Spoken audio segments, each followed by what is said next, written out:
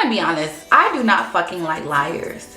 Cause my thing is, if you lie, especially to me, it's like, bitch, I'm not damn dumb. Don't insult my fucking intelligence.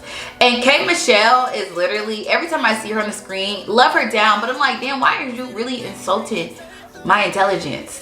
I just finished season 17, episode 3 of the Real Housewives of Atlanta. Remember, season 17, episode 2 was a fucking snooze fest. And y'all know I was pissed.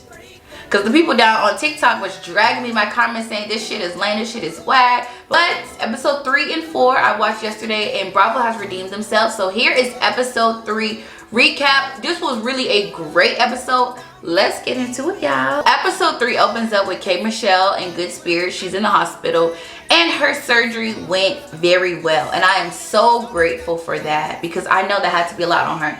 Now remember, K.Michelle had to undergo a 2-hour surgery to recorrect a correction that was already done because she got illegal butt injections that were, they filled her with silicone, which was crazy. And mind you, she got this job done years ago. And remember my previous video on episode 2 recap, I said how K.Michelle lied. This is one of many things that she lied about. I'll get into the big one down at the end of this video. But I was saying how she lied when she first came on the scene. She said that her butt was big and it was always this big and she's cornbread fit. And I'm just like, girl, we've seen you when you first came out before Love and Hip Hop. And your butt was, you were curvy, but you were not ginormous. And then you end up getting this surgery. Mind you, a huge difference. Y'all remember that episode on SpongeBob when Squidward ate all them Krabby Patties? It was giving that, but in the ass. And she literally insulted everybody's intelligence, saying everybody's a liar, they hating, this ass been mine. And then now all of a sudden, until you have complications with your ass, now you're telling people I got illegal butt injections, they filled me with silicone, and now you want to be an advocate. Whatever. However, I did like that she finally came out and admitted, and this is what she said, I quote, "I got my body done trying to get a butt that I already had. I got illegal silicone injections trying to overdo it. I paid for it for years." And I really need this to be a lesson to a lot of young girls that, like, you haven't, what, this is my thing. What does having a ginormous ass do for you? For the girls who get BBLs, what does that do for you? I understand if you want to be in shape, you want to be fit, you want to have a nice physique. But what does having a ginormous ass do for you? I really don't understand. To me, having like a BBL just makes people like sexualize you even more. It brings along dusty men even more. Now that the BBLs nowadays, y'all legs and thighs don't even be matching anyway, so y'all just be wasting money. One thing I can say is that the hospital glam was tea. Was fucking tea. And I like how she talks about she would never look like what she's going through, and I really appreciate that. So much in Real Housewives history, we see the cattiness and the drama. I really love to see the compassion and support that the girls showed K.Michelle. They sent her flowers, cars, well wishes. That some of them even came up there to see her. And I really like that. That's so refreshing to see the sisterhood. Because I feel like with a bunch of black women, even with all the drama, at the core of it, black women do really well with sisterhood. And it was so refreshing to see that. Good job, ladies. So the next scene transitions to the ladies at the nail salon. I really like this until it turned sour, because I feel like that was a really good thing for K.Michelle. She had just had surgery, she's recovering, and it's good. I mean, when you really have something, you know, major in your life that happens, who doesn't want to get with their girlfriends and get outside, get some fresh air, and just chat, have some good gossip? I fucking forgot Cynthia Bailey was on the show. I don't know how many episodes Cynthia has been in, but I literally have forgotten she was on the show. You know what? Let me say this. Really love Cynthia Bailey. Cynthia Bailey, in my opinion, is one of the OGs of the Real Housewives of franchise. I don't know what Cynthia is really bringing, what's her storyline for the show. However, I do feel like Cynthia needs to not be on this season. I feel like they need to just let Cynthia go, put her on reserve, and when they bring Nene Leakes back, then bring Cynthia back as a, it needs to be like a package deal, because I feel like Nene and Cynthia, Nene can stand on her own. That's a fact. But I feel like Cynthia, we're tired of seeing the relationships, the failed marriages. We're tired of seeing that. What about the Cynthia Bailey modeling agency? What happened with that? You know, if Cynthia's gonna bring Leon on the show and this is her love interest and they're rekindling something, or they just having fun with each other, we want to see that. But Cynthia Bailey is beautiful, she's gorgeous, she's an OG, but she's bringing nothing. And I already feel like they have too many cast members on this season anyway, so they just need to let Cynthia she don't even need to be a friend of the show. She just needs to just go, and when they bring Nene back, then bring her, because I feel like she's so much fun with me. So K.Michelle opens up and talks about her surgery, how her recovery went, and Porsha just, in true Porsha fashion, looks at K.Michelle and says, "You had a miscarriage." First of all, these are like cast members. So true friends on the show right now that are genuinely friends is Phaedra and Porsha. K.Michelle is not really friends with these ladies in real life. So you come out and then you ask her, did she have a miscarriage, in front of everybody, in front of the cameras, in front of the nail salon workers. And that really took K.Michelle back. However, in the scene, K.Michelle didn't really go off. Now, I truly believe that Porsha didn't mean any harm by it. And like Porsha said, the reason why she came out and said a miscarriage is because she suffered numerous miscarriages. However, K.Michelle was not having that, and she went home and started tweeting these toxic tweets, and they had like a cute little segment about it. What was so funny is she called Porsha a bimbo, which was like wild. Remember in the beginning of my video, I said that I wanted to address something about K.Michelle and how I really don't like liars, because to me, somebody is just lying to you in your face, it's like they're insulting your intelligence. I know that y'all notice K.Michelle, over the years, she's done a lot with her body, a lot of augmentation, a lot of changing stuff, from the teeth to the ass to just a lot of shit. But is it me? And also even to her face. But is it just me, or K.Michelle does a lot of fucking bleaching? Mind you, K.Michelle has always been a beautiful chocolate woman. On the screen, K.Michelle's giving light skin, almost yellow. And she has said over the course of the years she's never bleached her skin. She's not into bleaching. She didn't do that. But also, K.Michelle did say that her ass was real. She's cornbread fed, and she ain't got no butt injections or no BBL. And we ended up finding out that was a lie. Until something drastic happens with her skin, will she then come out and be an advocate against skin bleaching? I don't know. But it's just like, girl, why are you bleaching? What's really going on? How did we get here?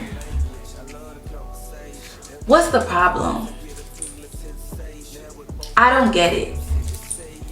I really don't. I never understood the bleach craze. I really didn't. Even when like bleaching is really bad in a lot of Caribbean and African places. And it's just like, why are you bleaching? Because people can tell you bleach. And then people also like to blame lighting and makeup. Don't insult our intelligence. K.Michelle's bleaching, and she's bleaching fucking bad. She's never been light-skinned. Ever. She's always been a beautiful chocolate woman. Beautiful milk chocolate woman. And now all of a sudden it's just like, girl, it's like you look like Michael Jackson. Mama say mama makusa. Alright, we're gonna breeze through Shamea and Gerald. I feel like producers went and pulled them to the side and was like, hey, this is Real Housewives of Atlanta. We do want to see some clips of your husband. He needs to give us something. Because remember, when Real Housewives came out, the husbands were very visible. The husbands had a lot to say. The husbands were damn near main castmates. Peter had a peach. Apollo had a peach. Greg had a peach. Even Kenya and her fake boyfriends, like Walter, for example, had a peach. Like, Todd had a peach. So we used to see their husbands, and yeah, nobody was like, okay, what are they doing in their like personal projects and all this stuff, but we love to see the dynamic of their marriage. And I feel like Real Housewives today, they're missing that. Like, yeah, some of the women aren't married anymore, and some of the women are dating now, but I feel like there should be like a cap to where it's like, okay, you got divorced, now you're dating. You're not gonna actually be a real housewife. We need to bring some more fresh girls on the scene, some real housewives. So in these scenes, we see Gerald, and Gerald's giving us absolutely nothing on purpose, because he doesn't want to be on the scene. He doesn't want to be in front of these cameras, and I feel like he's really doing this because he loves his wife. So Pinky Cole, Cynthia, and K.Michelle meet for lunch. And again, the first 30 seconds of the clip, I literally forgot that Cynthia was even there. I don't know why. I'm just like, what's like, oh my gosh, Cynthia, I didn't even know Cynthia was there. Nonetheless, Pinky Cole is actually, as of right now, my favorite housewives on the show. And you know, I love Porsha Down. Loving Pinky Cole right now. And the reason why I love Pinky Cole is that she's extremely authentic. She's true to herself. She's like the round-the-way girl. She's like your home girl that you could call up on your phone and talk and gossip with. And there have been rumors about Pinky Cole being a Trump supporter and all this other stuff, and being like super arrogant. I don't care. Pinky Cole does so much for the community. I told y'all how like here in Atlanta, she was giving out and paying for LLCs for people who wanted to start a business but could not afford to get started. She has done so much in her community, and as we can see in episode 4, she still does a lot for her community, even when people be hating. And I'm gonna tell y'all in the next video my opinion about it. Pinky Cole, love her down. And one thing I can say is that she's not performing for the cameras. She's putting everything on the table. A lot of people have been complaining, saying like, I'm so tired of hearing about her bankruptcy. No, there's people who are actively going through bankruptcy. There's women, black women, who are actively going through trials and tribulations with the business that they started. This is what the people want to hear. This is what the people want to see. This is real and authentic. A black woman, successful black woman, entrepreneur, going through a lot of troubles right now with her business, having shady people running her business. People want to see that. People want to see her strong black man stepping in to help her, to support her, to love her. People want to see that, and I'm glad that that is what she's giving, and I love her already, and no Pinky Cole slander will be tolerated on this channel. So at this lunch, they're getting into K.Michelle's toxic tweets, and people are trying to figure out who she's talking about, and K.Michelle then confesses that she was talking about Porsha and how she did not like how Porsha came in flat out asked, did she have a miscarriage? Because K.Michelle, if you watch reality TV throughout the years, K.Michelle has talked about several times wanting another child, specifically a girl. How she's been having a lot of issues with carrying. So K.Michelle was very offended, and honestly, rightfully so. I don't believe Porsha meant any harm by it, but also I'm a firm believer. Someone told me that if someone's feelings are hurt by what you said, it's your duty to try to understand them, because they are feeling the feeling, not you. So again, K.Michelle had every right to feel the way she feels. I believe Porsha would have definitely apologized. One thing I can say is that Porsha has not learned her lesson. You cannot just be like saying stuff that's popping in your head and don't filter it between your head and your mouth, because that's how you got in trouble the last time. And I remember that season. The season after that, girl, they ostracized Porsha so bad. I'm surprised she really weathered the storm with that one, because to be isolated and don't nobody really want to talk to you, film with you, deal with you, it's really crazy. Now at this lunch, we find out that there is something between Pinky Cole and Phaedra, but Phaedra doesn't know about it, and Pinky Cole was really upset about it. She basically said that Phaedra has been telling people that she eats meat. And while people think like, oh, this is just a harmless joke or whatever, this is big. Pinky Cole is the face, her brand, her identity is being a vegan. She is the owner, CEO of Slutty Vegan. She's on the board of PETA. So everything about her image is plant-based. No harm to any animals. And creating a rumor like that could really damage her brand. Like, imagine you go to somebody and you go to a restaurant and they sell vegan food, but you find out they eating lamb chops and chicken wings and seafood boils in the bag. It's like, that's like the fitness girls. They talk about how they're so natural, their body is natural, and they work out, they take these supplements to make their body look good, and then you find out they went got a BBL, but they telling you need to buy their course or buy their ebook for these squats that'll get you a fat ass in 30 days. It messes up your credibility. Slutty Vegan is a $100 million vegan brand. Phaedra is also a person who has not learned from saying shit that just should not be said. Like, you gotta be careful, because that what got you fucked up the last time. So Phaedra and Porsha, it seems like they're not learning their lesson. But I like the fact that Pinky Cole didn't spiral, and she said, you know, you don't say things like that. You eat dead people. And I was like, Pinky, cool with that. Because y'all know that Phaedra is in the funeral home business. She co-owns funeral homes with Willie Watkins, and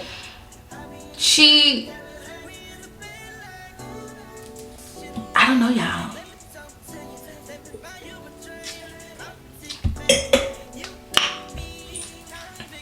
That was a good day. Some of this stuff may not be in order, y'all. Forgive me. Moving on to Shamea and her Libido drink. One thing I can say about Shamea, and I love that to me, Shamea is a real housewife. She is a real housewife. Pinky Cole is a real housewife. Angela Oakley is a real housewife. They're the only 3 real housewives. We're gonna get into Shamea and her alcohol. She is getting everything situated with her alcohol that's in Grenada. I love that Shamea is, and not just her, all the girls who are married to these men that have a lot of money, and these girls be starting their own business and doing things for themselves. Now let's be honest, Shamea don't have to work. She don't really have to do shit, but I've always seen Shamea working, always.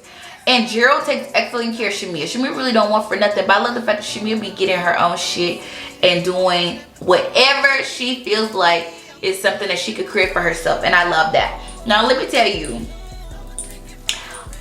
back to the girls starting their own business. You got Pinky Cole that has Slutty Vegan. You got Kelly and her Nana's Chicken and Waffles restaurant. K.Michelle did a collab with Jack Daniels, and she is a very talented singer. And Porsha has Go Naked Hair. I love when the girls start a business. To me, it's very, very inspirational. Now, Shamea, when this drink, I'm going to do some more research on this alcoholic drink, because she says it increases libido, and I want to test this out. So if anybody on Shamea's team sees this video, baby, please send me a bottle. I want to try it out. I want to do a review on it. Make sure y'all tag them, please. Now we're gonna get into, really quickly, Pinky Cole and Derrick. They went out and had a date, and they talked about how they really haven't had a date in a really long time. And one thing I love about this couple, like when I tell you, when I watch their scenes, they get all my attention. Talked about how they didn't really get much alone time. Derrick has Big Dave's cheesesteak. God, why can't I get it right? I'm gonna be honest, to have failures in the business, or even to have success, you gotta have some failures. And the fact that Pinky Cole's going through this with her business shows that she has some success. Because these are successful people problems. When their businesses go up in flames like this and they're trying to get it back, that means you reach a level of success when you have these things happen. I love how Derrick shows up for her. That shit feels so good. Like, it feels really good. When I see marriages, relationships like that, it really makes me believe in love. I love how they are so transparent in their love. They give us enough. That's why I say Pinky Cole reminds me of like she reminds me of like a favorite auntie or my favorite sister. Like, she's so cool. She's not Hollywood. She's not with that fake and phoniness. I love how they told the story about how they went to the courthouse to get a divorce. They were in their first year of marriage. Things were getting rough. And they got in the car and drove all the way down to the courthouse. I think it was like an hour drive to get a divorce. That was the intention. And when they finally got there, Pinky was about to get out the car, and Derrick said, "You better not get out this car." And at that moment, they cried, they prayed, and they drove back home. And that story was so, it sat on my heart, because that is real. Marriage, the first year of marriage is fucking real. Marriages that last a certain amount of time, people really say, oh, these people married 10 years, 20 years, 30 years. Y'all only see the surface. Marriage can be exhausting. And the fact that they survived their first year of marriage, a lot of couples don't. And they end up getting divorced, or they end up separating, and things just don't work out. So I really love how they, you know, they're there for each other. He loves her, she loves them. And he put his whole heart out on the table. And, you know, God, I fucking love them. I really do. So let's breeze on by, because at the end of this stuff, it really wasn't nothing going on. Drew Sidora meets up with the guy she was on FaceTime with at Porsha's dinner. This is the first time we get to see this guy, and I'm not gonna lie, this guy looks like a gay scammer, in my opinion. I always can tell, like, around Atlanta, these guys, they be scamming. First of all, they have like a certain profile. Number one, they have all this flashy jewelry. Some of that shit don't even be real. They always got these big ass veneers in their teeth. They always got a little nose piercing somewhere. Their clothes be tight. Like, his mannerism, everything, like, I could see maybe where he's a little charming and Drew just that slow. She just be like, hee, but he seems like a gay scammer. He's not the type of guy that I would have taken serious. I would have introduced to my children. And my thing is, Drew Sidora right now is going through a battle with Ralph, and she's about to get kicked out the home. She's saying she ain't got no money because she ain't gave Ralph half her earnings, like a dumbass. You lose custody of your kids because you wasn't taking them to school. And this show was filmed in August. So you got Ralph living in the basement. You got money, apparently what we thought, and nobody could get a nanny to get the kids to school. So you lost custody of your kids because you couldn't get the kids to school. Is crazy. You running back and forth to do these 2B movies. What income is it really generating? I know you're trying to get back out there, but you're on Real Housewives of Atlanta. If the salary on Real Housewives is not enough for you, you really need to, like, maybe downsize and maybe invest your money better. But giving half your earnings to Ralph was where you fucked up at. Because you're not like a mother who is like the everyday mother that I see in my community, that work 9 to 5, that work multiple jobs to provide for their kids, that cannot afford a nanny, cannot afford a babysitter, does not have the support system of family and friends to watch their kids. Why are you not taking your kids to school is really beyond me. Angela and her daughter, I love the scene. Angela is really growing on me, and I can't believe I'm saying that, because the episode 2 recap, I said she needs to go. One thing I love about Angela is that her willingness to keep going. This lady done fucked up over $2 million doing these failed real estate things, and it just didn't work out. And she got like 4 properties, they all foreclosed, and she said she's gonna start again, and she just gonna start with just 1 property. And she took her daughter to see the property, and the property looked a fucking mess. But she just will not give up. She don't need to do this. Now, I don't know. She says she owns a financial consulting firm. I don't know if I trust that. However, I do love the fact that, you know, at first, if you don't succeed, try again. I think Angela is super beautiful. Her daughter is super beautiful. They look like twins. Absolutely love the scene. I can relate to Angela because this channel that you're watching here right now used to be called The Travel Hottie. And I used to do a lot of travel content. And my content slowed down a lot because I wasn't traveling as much. I was literally just working. And it was hard to make travel content. And you know, when you make travel content, baby, it take money to travel and make that content. I love to gossip. I love celebrity gossip. I love political gossip. I love to just talk about random shit that's going on in the world. I love watching reality TV and giving my opinion. And that, obviously, as you can see my recent videos, that's my niche. Love giving my unpopular opinions. That's my niche. And I did a whole rebrand. At first, if you don't succeed, try again. And now it's easier for me to make these videos because I'm actually doing something I enjoy. Now when I go on vacation, you might get a little travel vlog here and there, but I'm doing what I love. Every day I wake up, I'm thinking about, I'm doing my makeup because I'm ready to create content. I'm spending all day editing videos, learning different softwares, using the fuck out of AI to help me come up with different ideas. I say AI is your best friend. AI is helping me as someone who wants to break out of the matrix and do my own thing. If you love what you're hearing so far, don't forget to like and to subscribe to my video. By subscribing and hitting that bell notification, you'll always get updates on when I get on the line.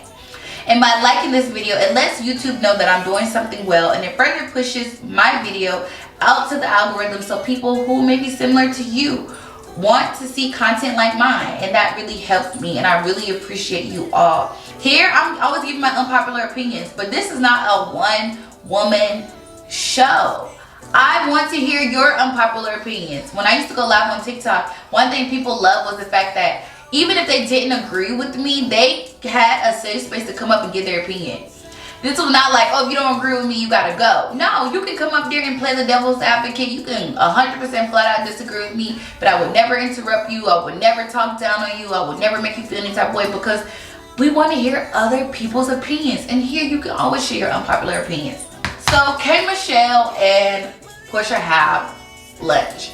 And K.Michelle comes out and says, yes, I called you a bimbo. Porsha was like, oh, why would you do that? K.Michelle said, I feel like you shouldn't have said that miscarriage comment because that was fucked up. I am dealing with fertility issues. And Porsha was like, well, you never told me you was in the hospital because your ass was, I'm adding some dramatics to it to speed up. But Porsha was like, you didn't tell me you was going to the hospital because your ass was fucked up. I had no idea. K.Michelle was like, yes, I did tell you. And Porsha says, well, I apologize if you felt that way, which I feel that's what. Just say, I apologize. That wasn't my intention. And that was the end, and they hugged and I loved it. And that's all I have for y'all. What do y'all think? Do y'all see K.Michelle bleaching? How do y'all feel about the bleaching? Have y'all noticed it? I'm gonna see y'all in the next video. Bye.